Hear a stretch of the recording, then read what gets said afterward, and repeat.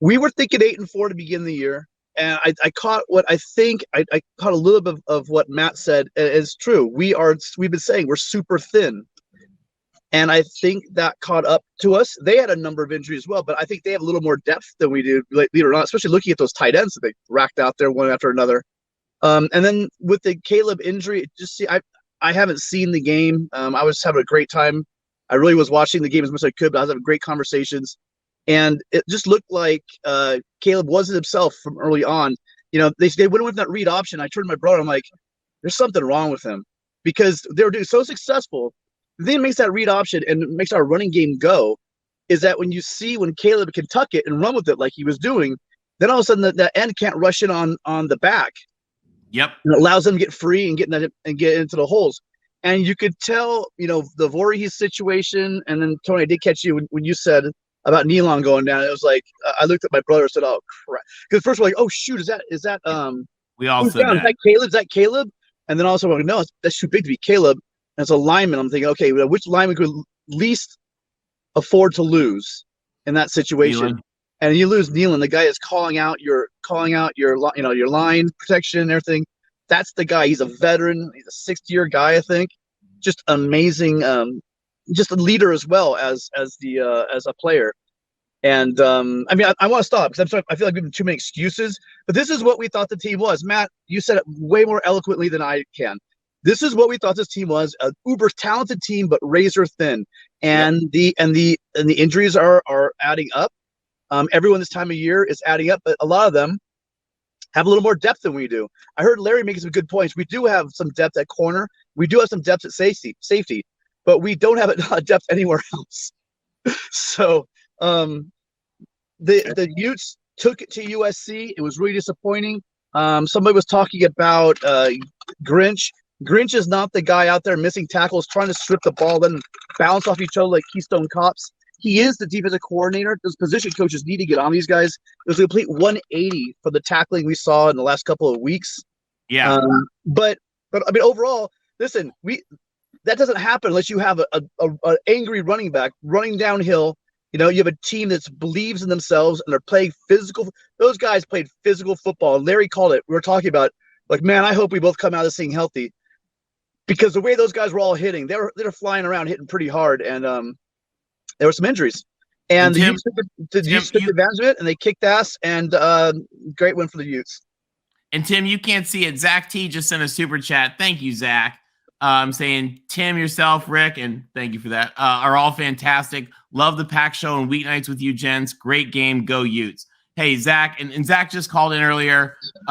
Zach did taunt us a little bit with a super chat that was for $47.24.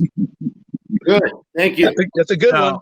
We appreciate that, Zach. And Mark appreciates it too, Zach.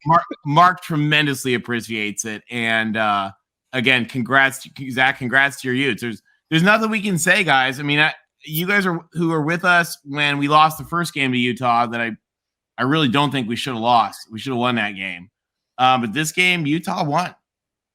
Yeah, and Tim hit it on the head. This is why Tim and I predicted 8-4, is because we believed that during the course of the season we would have injuries. And we had some injuries during this game, but Utah was the better team, and they beat us. So still we're 11-2. And sorry, I was walking back, and maybe you guys saw me walking back from the stadium to my hotel, but I literally had friends calling me up, leaving texts that being obnoxious, lousy teams. And that's great. You know why? Because we're hated. Everybody hates USC. Leave your comments, because that means we're back. We've been walking in the wilderness for 14 years without any direction. And the fact that we lost tonight and everybody wants to go ahead and pile on us, I love it, because we're back. I mean, I got Nebraska fans talking crap to me, Cal fans. I mean, Jesus, right? Really? Right? And you know what? And Tony, I want to let you know, we are leaving the Pac-12, and we built the Pac-12. As you know, you can go through. We did. History, Tony. And on December 13th, 1957. There you go. Did I tell you, I saw in the corner George Koryovkov talking to Mike Brown before the game started. Did I tell you that, Tony? Yeah, hold on. I just sent you a text about that though. Oh, okay. Let me see. David Greenshield to Utah from an OSU fan. Thanks. All right, David. Thank you for your contribution. And hey, OSU's got a heck of a team. I did laugh though. Stuart Mandel pointed out. He said that USC has the wrong strategy because he said what USC should have done is we should have instead gone 11-0, blown our last game by 23 points like we just did, and then we would have had to play in a conference championship. We could have just hung out and still gone to the playoffs. So Stuart Mandel has got a good strategy for us there. Thank you, Stu. Exactly. Thank you, Stu. We'll we learned that from another team. Oh. Yeah, and so going back to the injury thing, I was kind of proud of how this team rallied, losing some pretty vital pieces. They played well, but there was one piece of glue that held the team together, and that was like just the magic that Caleb. This team got used to Caleb just putting this team on his back and willing it to win by scoring a bunch of points.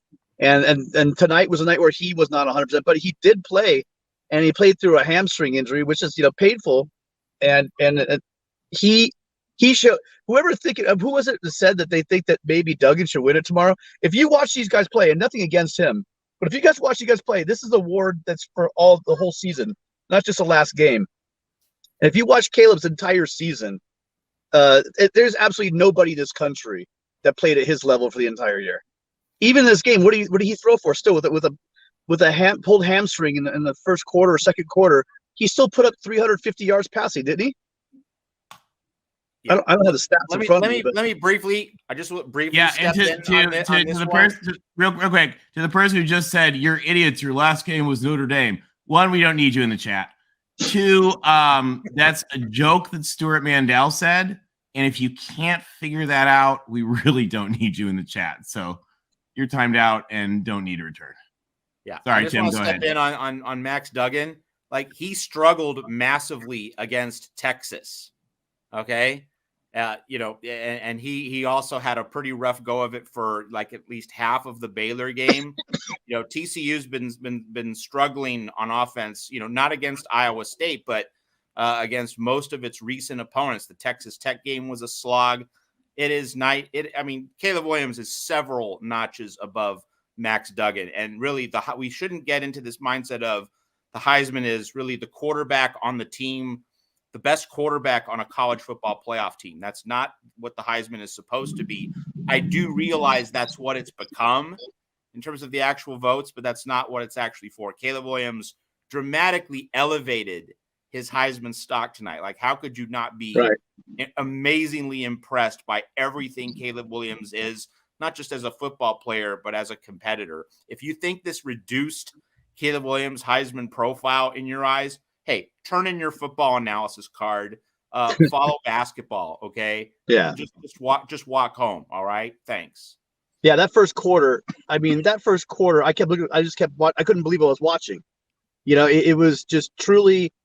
So those of you Trojans out there are feeling a bit down, and you have every reason to feel down. We'll wake up tomorrow. We'll realize and look at the whole season, and we should be holding our heads high. But remember one thing. We have a whole year of an improved Caleb Williams next year coming back. And that's going to be an amazing thing to watch. So just keep that in mind.